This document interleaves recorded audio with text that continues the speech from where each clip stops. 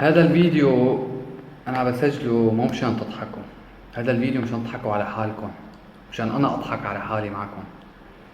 اليوم شفت شاب من تايوان درس بالشام بجامع أبو النور، اعتنق الإسلام وحب السوريين وطريقة تعامل السوريين معه، وحكى لي كم موقف عن كم سوري شهم عملوا معه. القصة ما هي هون. القصة إنه الشاب إيش عم يعمل هلا؟ عم يعمل أبحاث عن أصحاب رؤوس الأموال بكل سوريا اللي متفرقين بين تركيا، الأردن، مصر، الجزائر اللي هو، وعم بيحاول يربط بيناتهم مشان يوجد المشكلة أو الخلل اللي بيمنعهم يتواصلوا كلهم مع بعض في سبيل إنه يساعدوا السوريين اللي ما عندهم مأوى واللي ما عندهم أكل. تايواني عم يساعد أو عم يحاول يعمل أبحاث مشان نحن نعيش بكرامة. إيش هدفه من الموضوع؟ إنساني، لأني لا جاي شيء ولا جاي مربح ولا جاي عقد ولا طالع له شيء. هو طالب عمره 26 سنة. اللي بزعل إني أنا وقت سمعت هالقصة هي تذكرت أنا لما نزلت فيديو من كم يوم عم بفش قلبي بطريقة هيك، يعني مو كوميدية، طريقة عادية، إنه أنا ما عم بلاقي تاكسي، إنه أنا بشوارع عمان ما عم بلاقي تاكسي. فبيجيني كم واحد الظاهر كان متوقع إنه هو يضحك فما ضحك على الفيديو، فسبني في أمي وأختي. أكلت مسبة في أمي وأختي لأني ما ضحكته، أو لأني بالنسبة له أنا كنت غليظ، فهو سبني في أمي وأختي. هيك حس حاله إنه هو أخذ راحته. نحن السوريين، نحن جماعة إيش ما صار فينا قليل. نحن إذا طلعنا على تركيا منسب على التراك، إذا نزلنا على الأردن منسب على الأردن، إذا طلعنا على ألمانيا منسب على ألمانيا عم تأخروا بالإقامات، إذا رحنا على السويد منسب على السويديين لأن عم تأخروا في المقابلة، إذا رحنا على هولندا منسب عليهم لأن مشلطين في الشوارع. نحن جماعة ما بننطق، نحن الجماعة ما بنك. ولا حدا يقول لي احكي عن حالك، لا أنا عم بحكي عليك، عم بحكي عليك أنت، عم بحكي عليك أنت، أنا ما عم بحكي عن حالي.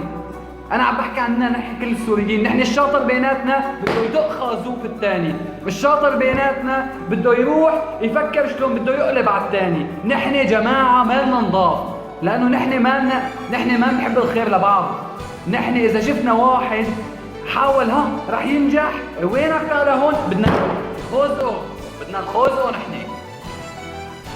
أنا عم بحكي يلا من حرقة قلبي، لك خلق، لك تايواني، شاب تايواني عمره 26 سنة عم يفكر فينا وشلون بده يعمل أبحاث إنه هو يربط رجال الأعمال مع بعض بكل أقطار الوطن العربي مشان يوجد الخلل بيناتهم، ليش ما عم يتواصلوا مع بعض، ويحاول يوصلهم ببعض مشان يقدموا مساعدة للسوريين. ونحن عم نخوزق في بعض، نحن هذا الشاطرين فيه. نحن شاطرين إذا واحد مثل حكايتي خرب رفع فيديو نحاول شلون نسبه في امه واخته لاني ما ضحكنا. نحن اذا واحد عمل نجح بشغله نجيبه انه نخوض. انا ما نجحت، انا ما بحكي عن حالي، انا عم بحكي عن شاب نجح، ولما صار ووصل للي بده اياه بدراسه، جينا نحن شفت كم واحد بده يخوزقه، بده يحكي عليه ويحكي على امه ويحكي على اخته ويحكي على عائلته ويحكي انه هو كان عرصه. ولك اخي كون عرصه وصير بني ادم وما حدا له شي عليك. حاج نحن لتخرب لسه بلدنا اكثر من هيك، بدنا نخرب البلد اللي عايشين فيها لان نحن ما لنا نضاف. نظفوا حالكم، وانا لازم انظف حالي. انا واحد لاني حطيت صورتي على جروب ما عجبته اجى سبني في اختي، ما عجبته سبني في اختي. لكن نحن شعب وسخ. الله يهدي الحال ويرجعنا على بلدنا، لأنه نحن ما عم نتحمل شيء، ونحن واقفين على دقرة للكل، وما بدنا نسامح حدا، وما حدا بده يسامحنا.